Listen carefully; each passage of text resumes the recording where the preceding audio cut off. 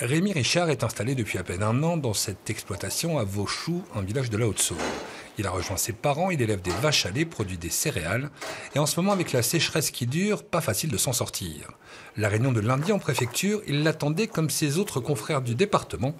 Elle a permis de débloquer des premières aides comme un dégrèvement de 40% de la taxe sur le foncier non bâti, un peu d'impôt en moins à payer qui retourne dans la trésorerie de l'exploitation.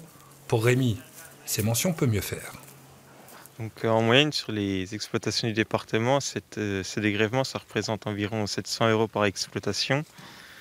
Donc après, c'est une goutte d'eau. Alors, d'autres aides sont envisagées. Le conseil départemental de Haute-Saône, qui par l'intermédiaire d'une mesure sécheresse, pourrait débloquer une enveloppe de 600 000 €. Avec aucune pluie annoncée dans les 10 prochains jours et des gelées matinales qui commencent à s'installer, les agriculteurs aimeraient que cette situation critique soit mieux prise en compte au sommet de l'État.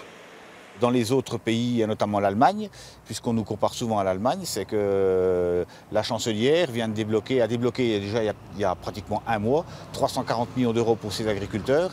Donc on aimerait quand même que le président de la République considère qu'on est aussi sec que l'Allemagne, ce qui est le cas, mais on voudrait quand même bien que ça arrive assez vite. En cette fin d'année se profile déjà 2019, avec une grosse inquiétude concernant les colzas qui ne poussent pas par manque d'eau, et les blés qui devraient commencer à être plantés dans les prochains jours. Sans pluie, même constat, ça va être compliqué.